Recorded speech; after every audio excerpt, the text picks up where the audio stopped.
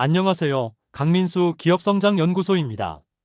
오늘 주제는 AI 시대 세무조사 대비 안전한 금융거래 방법에 대해서 다뤄보겠습니다. 최근 국세청의 세무조사 시스템이 AI 기술을 활용하여 대폭 강화되었습니다. 이제는 단순히 금액 기준만으로 세무조사가 이루어지는 것이 아니라 AI가 계좌이체 패턴, 증여세 회피 시도, 차명계좌 활용 등 모든 금융거래를 분석하여 의심스러운 패턴을 실시간으로 탐지하고 있습니다. 이번 영상에서는 국세청 AI 시스템의 도입 배경과 기존 시스템과의 차이점, 실제 세무조사 사례, 그리고 가처분 소득 범위 내거래, 적절한 계좌이체 관리법인 활용 등 세무조사에 대비한 안전한 금융거래 방법에 대해 구체적으로 알아봅니다. 국세청 AI 세무조사 시스템의 도입 배경입니다. 2024년 1월부터 자산 10억 이상 기업 대상 AI 세무조사 시스템이 전면 도입되었습니다. 2024년 8월부터는 개인 정기조사 대상자 선정에도 인공지능 알고리즘이 적용되고 있습니다. 기존의 수작업 방식으로는 연간 0.2%의 납세자만 조사 가능했으나 AI 시스템을 통해 비정상적인 금융거래 패턴 실시간 감지와 탈세 혐의자 정밀 선별로 조사 효율성이 300% 향상될 걸로 예상되고 있습니다. AI 시스템 역량은 딥러닝 기반 알고리즘으로 과거 10년간의 세무조사 데이터 학습 완료, OECD 평가에서 탈세 적발 정확도 95.7%로 최상위 평가받았으며 이미 전국 1,800만 사업자의 5년치 신고 패턴 분석이 완료되었습니다. 기존 세무조사 시스템과 AI 시스템의 차이점에 대해서 비교해 보겠습니다. 기존 세무조사 시스템은 단순히 금액 기준으로 1회 거래 시 1,000만 원, 월 누적 3,000만 원이 넘으면 금융정보분석원 FIU에 보고되는 CTR 방식을 운영해 왔습니다.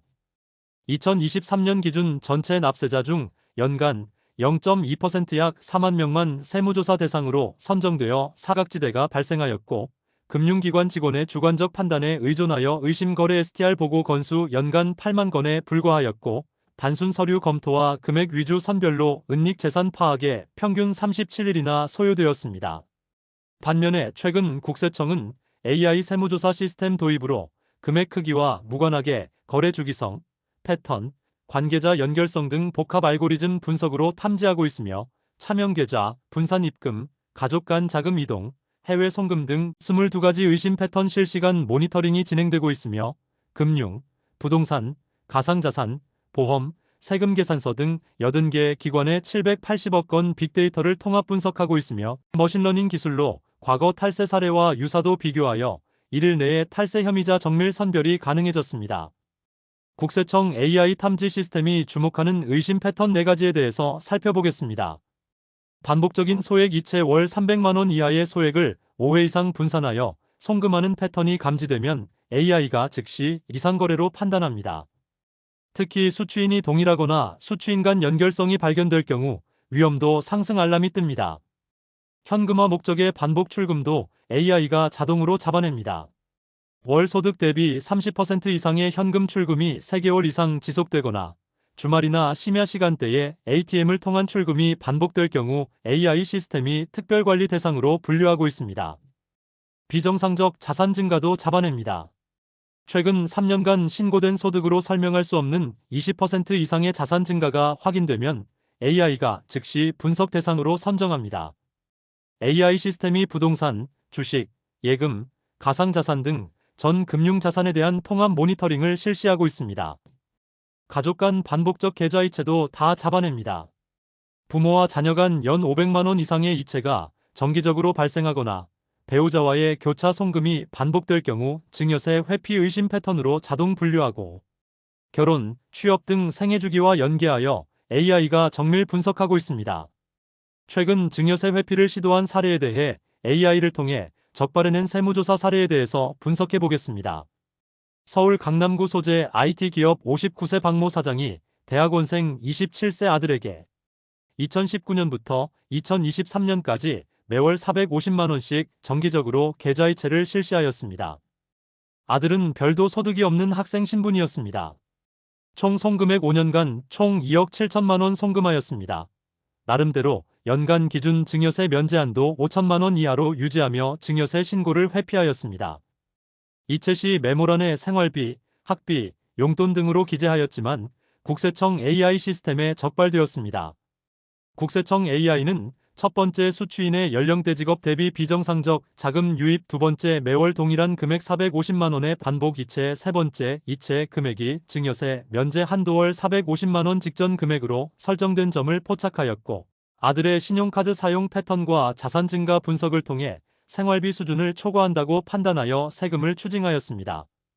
국세청은 5년간의 송금액 전체를 증여로 간주하여 증여세 4,400만 원과 신고 불성실 가산세 880만 원을 합한 총 5,280만 원 추징하였습니다. 또한 향후 5년간 특별관리 대상으로 지정되었습니다. 국세청 AI 시스템이 차명 계좌를 이용한 탈세자 적발 사례입니다. 여행 유튜브 채널 구독자 20만 명 보유한 크리에이터 성남 거주 30세 김모 씨는 블로그 협찬, 앱 테스트 재택 부업 등으로 매월 평균 620만 원의 부수입이 있었으나 본업인 회사원 급여만 신고하였습니다. 2021년부터 2023년까지 3년간 총 2억 3천만 원의 부수입을 세무서에 신고하지 않고 모친 57세 전업주부의 계좌로 수령하며 효도와 생활비 지원으로 인식하여 정당화하였습니다. 국세청 AI가 첫 번째 김모 씨의 SNS 활동과 소비 패턴 월 380만 원 지출, 두 번째 어머니의 소득 없음에도 고액 예금 증가, 세 번째 유튜브 및 소셜미디어 수입과 계좌 입금 시간의 일치성, 네 번째 모친의 연령대 비정상적 온라인 송금 패턴을 교차 분석하여 포착. 국세청은 모친 계좌를 차명 계좌로 판단, 3년간 미신고 소득에 대해 소득세 4,360만 원과 무신고 가산세 880만 원을 합한 총 5,240만 원 추징하고 향후 5년간 중점관리 대상으로 지정되었습니다. 세무조사의 소급 적용 가능성에 대해 살펴보겠습니다. 형사사건과 달리 세금 관련 사안은 일반적인 공소시효가 적용되지 않으며 상황에 따라 언제든지 과거 거래에 대한 조사가 가능합니다.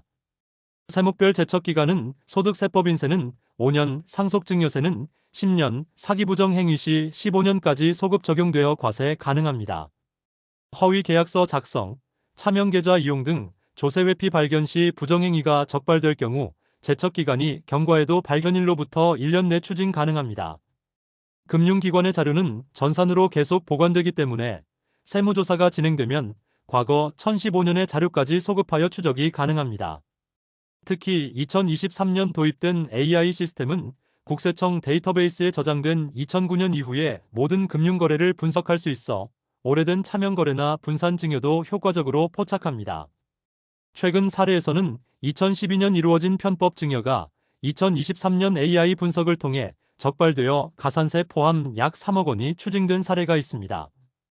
안전한 금융거래 방법. 첫 번째, 가처분 소득 범위 내 거래를 해야 안전합니다. 급여, 임대료, 배당금, 이자 소득 등 본인의 가처분 소득 범위 내에서 금융거래를 하는 것이 가장 안전합니다. 현금보다는 수표로 자금을 인출하거나 입금하는 것이 상대적으로 안전합니다. 거래 증빙이 명확하고 추적이 용이하기 때문입니다. 국세청이 정한 증여 추정 제외 금액 기준을 활용하시길 추천드립니다. 이 금액 내에서는 상대적으로 안전한 금융거래가 가능합니다. 국세청이 정한 연령별 증여 추정 제외 금액에 대해 알아보겠습니다. 국세청은 연령별로 증여로 간주하지 않는 금액 기준을 정하고 있습니다. 이러한 기준은 일반적인 생활 주기와 자산 형성 패턴을 고려하여 설정되었으며 해당 금액 범위 내에서의 거래는 증여 의심 거래로 분류될 가능성이 낮습니다. 30세 미만 세대주의 경우 재산 취득 및 채무상환자금 합산 한도 1억 원까지 증여 추정을 제외하고 있습니다. 30세 이상 세대주의 경우 2억 원까지 증여 추정 제외하고 있습니다. 40세 이상 세대주의 경우에는 재산 취득 및 채무상환 자금 합산 한도 4억 원까지 증여 추정 제외하고 있습니다. 안전한 금융거래 방법. 두 번째, 적절한 계좌이체 관리입니다. 첫 번째, 목적을 명확히 기재하고 계좌이체하기입니다. 계좌이체 시 생활비, 가전제품 등 국세청이 인정하는 정상적인 용도를 명확히 기재하여 이체하시기 바랍니다. 이는 나중에 세무조사 시 중요한 소명 자료가 됩니다. 두 번째, 거래 주기를 일정하게 유지입니다. 자금의 입금 시기와 소득 발생 주기를 일치시키는 것이 좋습니다. 불규칙적인 입출금은 의심 거래로 분류될 가능성이 높습니다.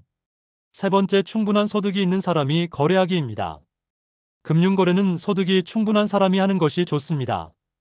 소득이 없는 사람이 거액의 자금을 입출금하면 의심 거래로 판단될 수 있습니다. 네 번째 거래 증빙 철저히 보관하기입니다. 모든 금융거래에 대한 증빙 자료를 철저히 보관하고 필요시 소명할 수 있도록 준비해 두시기 바랍니다. 안전한 금융거래 방법 세 번째 법인 활용 방법입니다. 거액의 자금 거래가 필요할 경우 개인 간 직접 계좌이체보다 법인을 통한 거래가 유리할 수 있습니다.